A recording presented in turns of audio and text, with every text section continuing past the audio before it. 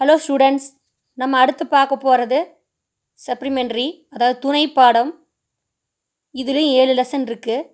அதில் நம்ம குறிப்பாக ஃபஸ்ட் லெசன் முதல்ல விரிவாக பார்த்துக்கலாம். அது தமிழ் மீனிங் இப்போ நான் சொல்ல போகிறது.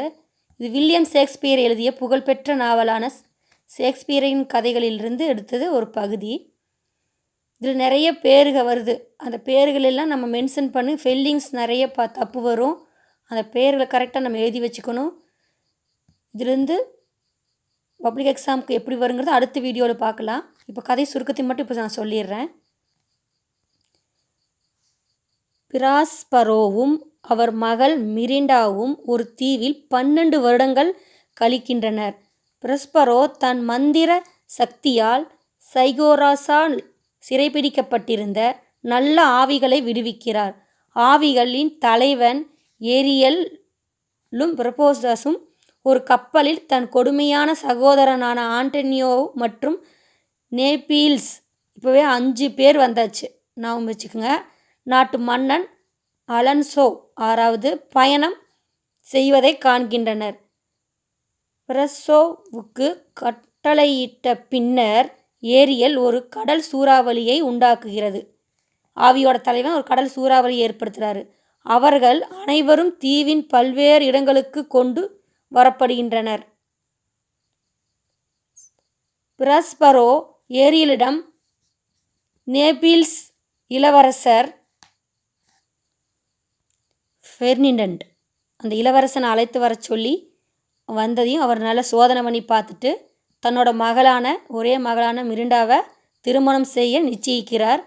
ஆண்டனியோ மற்றும் அலன்சோவால் ஏரியல் சித்திரவதை செய்து பிராஸ்பரோவுக்கு அவர்கள் இழைத்த பாவத்திற்கு மன்னிப்பு கோர வைக்கிறது. பிராஸ்பரோ அவர்களை மன்னிக்கிறார். பிராஸ்பரோவின் சிற்றரசனை மிலானுக்கு அனைவரும் திரும்புகின்றனர். அந்த ஊர் பேர் மிலானு. ஏரியலும் ஆவிகளும் விடுவிக்கப்படுகின்றனர். இதுதான் கதையோட பொருள். அடுத்து நம்ம 2வது பார்க்க போகிற துணைப்பாடம் ஜிக்ஜாக். இது ஒரு பறவை பற்றியோட பேர். அந்த பறவை எப்படி ஒருத்தர்கிட்ட கை மாறி எப்படி வாழுங்கிறது தான் பார்க்கலாம். Doctor Ashok D. கிருஷ்ணன் ஒரு குழந்தைகள் மருத்துவர். அவருடைய மருத்துவ நண்பர் சோமு அலாஸ்காவுக்கு வெளிநாட்டுக்கு போக இருக்கிறார். ஆகையால் அவர் தன்னுடைய அற்புதமான பறவை ஜிக்ஜாக்கை கிருஷ்ணனுக்கு அனுப்பி வைக்கிறார். கிருஷ்ணனின் குழந்தைகளான அரவிந்தும் மாயாவும் அதை பெற்று மிகவும் சந்தோஷப்படுகிறார்கள். ஆனால் அந்த பறவை எதிர்பார்த்த முறையில் நடந்து கொள்ளவில்லை. அது காற்றாடையின் மேல், அதாவது ஃபேனுக்கு மேலே போய் அமர்ந்துருச்சு. இந்த துணைப்பாடத்துலேயுமே இதுலேயும் நிறைய பேருக வருது. நம்ம மனப்பாடம் பண்ணி 5 பேர் வந்திருக்குது, மனப்பாடம் பண்ணணும்.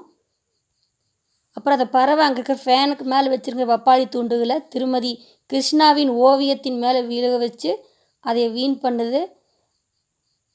குரட்டை விடுற பழக்கம் அந்த பறவைக்கு இருக்குது. அனுபவ முடியவில்லை.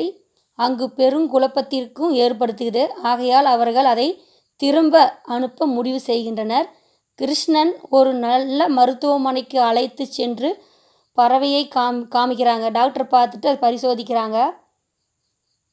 மாற்றம் ஏற்படுகிறது. அது புத்திசாலித்தனமாக பேசுகிறது. அந்த குழந்தைகள் நோயாளிகளுக்கு இதமளிக்கிறது.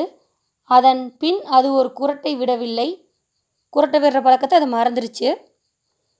அது குடும்பத்தில் அபிமான உறுப்பினராக, அதாவது உடன் பிறந்த சகோதர சகோதரிமாய் ஒரு உருவமாக மாறிடுச்சு. அது எரியப்பட்ட வப்பாளிப்பழ தூளைகள் எல்லாம் அது ரெடி பண்ணி அந்த ஓவியத்தவே அழகாக திரும்ப மெருகேற்றிடுச்சு. அது அழகு பெற வைக்கின்றன.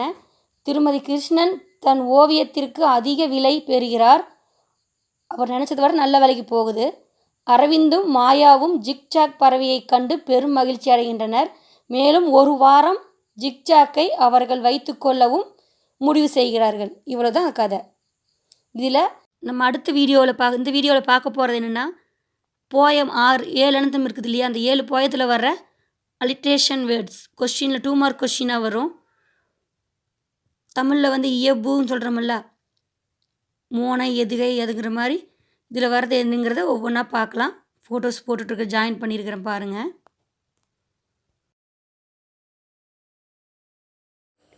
ஹலோ ஸ்டூடெண்ட்ஸ், இப்போ பார்க்குறீங்கள அந்த பாடல் வரிகளில் ஒவ்வொரு லைன்லேயும் முதல் எழுத்து ஒன்றி வருவது அலிட்ரேஷன்.